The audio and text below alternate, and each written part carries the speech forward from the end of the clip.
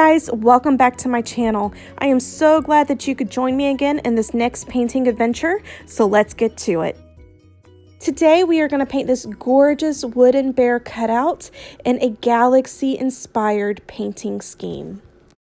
I've linked all of your materials in the description below, and so first we want to start with your purple. Grab your angle brush and put some purple on it, and you want to work that around the top edges of your bear.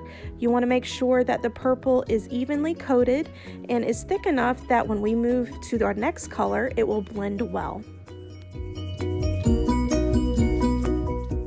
Without washing your brush, grab your darkest blue and work that in towards the edges around with your purple. And blend it evenly so you'll see some purple being picked up in your blue as well as some blue being picked up in your purple. At this point, it's about layering in and blocking in your colors pretty evenly and pretty quickly. And so you'll notice that I'm going to start bouncing back and forth between all of my blues just to get good coverage and good color on my bear.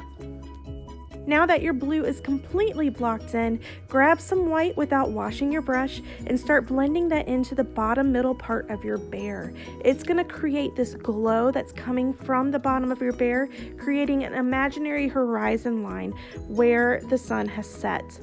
Next, you're going to add some green to your white, and you're going to work that in just right on top of that same layer you did, creating this subtle but green glowing effect. Next, with your filbert brush, grab some white and start putting in where you want those galaxy clouds. Now, there really aren't clouds in the galaxy, rather it's a ton of stars grouped together that look like clouds.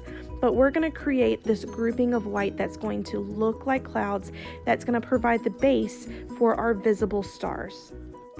After 5 or 6 layers, I'm going to start blending in some extra blues because the blue on my bear is actually dried. And so I really want that blue to start picking up into the white that I just layered on. And so I'm working some blue in and around the outside of these clouds just to give my paint a little extra help. Sometimes when your paint dries, it doesn't blend well. And so this is what I'm doing. I'm adding paint to help it blend better.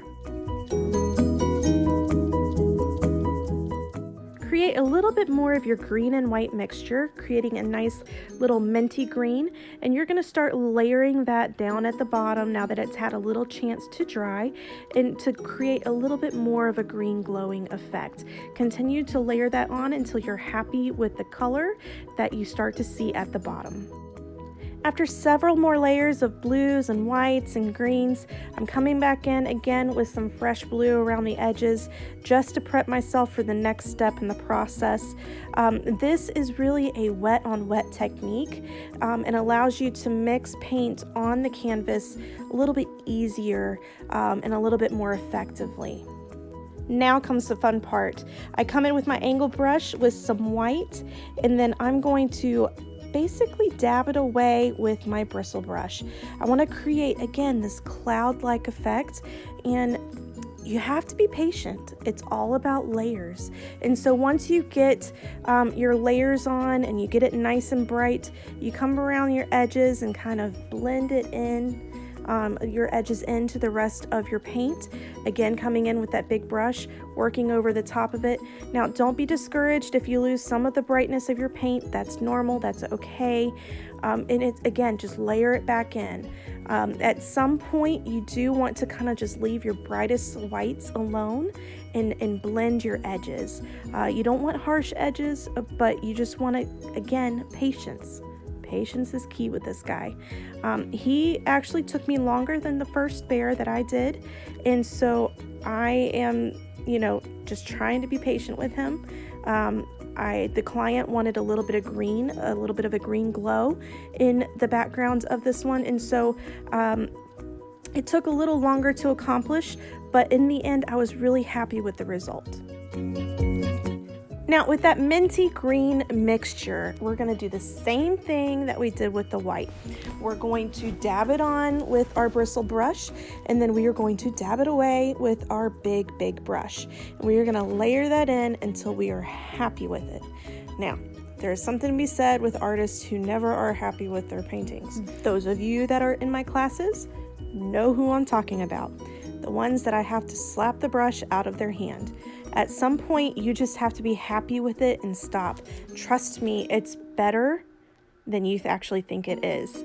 Now, if you really are questioning yourself, take your painting, stick it on a wall, put it at least 10 feet away from you, and then look at it. I guarantee you, you're happier than you think you are.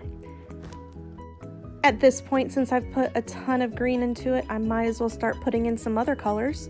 And so what I've done is I started putting in a little bit of purple. So I mixed a little bit of that purple with some white, started dabbing it in like I did in my green and my white, and dabbing it away. And I'm gonna layer that in until I'm happy with it. And then I got a wild hair. I went and got some crimson out of my paint stash and added that to some white and layered that in. The possibilities of the amount of colors that you can put in your galaxy are endless. Just make sure you do not overblend your colors, because then your galaxy will turn to mud. Keep your colors fresh, and if you ever run into blending problems, let it dry and then come in with some fresh color. Once that fresh color hits it, it will pop. So again, it's all about layering. Now I'm going to layer back in some blue because I really just want to add some shadow to this galaxy. Shadows will make your lights pop, I promise you. So once you get your shadow in, it's going to make your galaxy pop. Now this next minute's gonna go by really quickly. So it's the same process over and over and over. Grab your bristle brush, add some white, add some water till you get that dripping consistency. Once you get that, you're gonna want to grab your Crayola brush and use your bristle brush and tap it against the Crayola brush. And you're gonna get this splatter effect. Go slow at first and then, go at your own speed. You're gonna add white into that mixture that you already started and tap away. It's the same process over and over, and you're going to continue to add white to brighten up your stars. Again, you want to have some shadow stars so that your brightest stars will pop. Add some white, do it again. Tap, tap, tap, tap away. And at this point, you want to continue to cluster your taps and direct your dots essentially through the cloud area that you have already started. I then went with some pure white and really did my highlighting stars. As you can see, they just pop right there. They give you a really good look. Then finally, what you want to do is you want to mix up some of your glow-in-the-dark paint. Grab that, add a little bit of water, make sure your brush is clean, get that same dripping consistency, and tap away. Now these stars are going to look a little bit more messier. They're going to dry kind of translucent, and so you just want to be careful on how it actually layers onto your canvas. Other than that, you're going to have some great looking glow-in-the-dark stars. Okay, so you guys, we are in the home stretch. Grab your liner brush, put some black on it, and start mapping out your trees. All I want you to do is draw some lines, very random, differing heights, and it's going to give us an illusion of a tree line. Next, grab your angle brush and load just the tip of it with black. And so we're going to come in with just the tip and really just top our trees. We're going to do just tiny little dabs and make it into kind of a triangle-like shape. We're not drawing lines, we're not drawing branches, we're just tapping on the tippy tops of these trees. Very random again, and all we're doing, the entire tree line with just the tops of the trees. Next, with the flat side of your brush, you're going to start filling in his feet.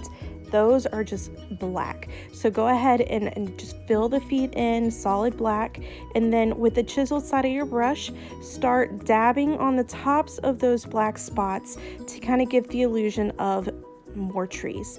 Once you get those done, then you can go back in and start working on the midsection of your trees.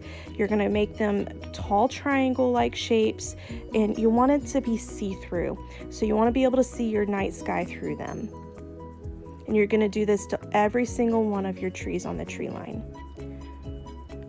So I wanted to add a comet to this particular painting. And so with the bottom end of my brush, I just dotted on a dot of white. and with the liner end of my brush, I pulled that white out in straight lines. I then added some colors, some purples, some crimsons, because comets are made up of a burning ball of gas, right? And so the gas turns different colors. And so I come in, I add those colors, and then I come back in with some more white, and I drag those colors back out again. And so I really just continue to layer it until I'm happy with it.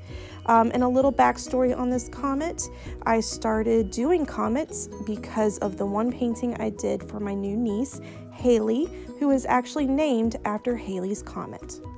Finally, I wanted to paint my edges black. It just gives it a cleaner look. And so with a filbert brush, I just loaded up on some black and was just very careful going around the edges. Take your time. This is no rush. And so I went around the edges with some black, and it just looks much cleaner and much prettier. I finished the sky off with some epoxy resin mixed with holographic glitter. And so he is going to sparkle and shine. And so he is almost ready for his new home. I hope you guys enjoyed this video, and to see more like it and more what I do, follow me on Twitter, Instagram, and Facebook, all linked in the description below. To get notified of when I drop new videos here on YouTube, go ahead and hit that red subscribe button at the bottom right-hand corner of the video. Want to see something else? Drop a comment down below and let me know what you'd like to see next. Also, if you have questions about this tutorial or would like any other information on how to create a nighttime galaxy, go ahead and drop that question below and I'd be happy to help. Thanks so much for dropping by, and I hope to see you guys next time.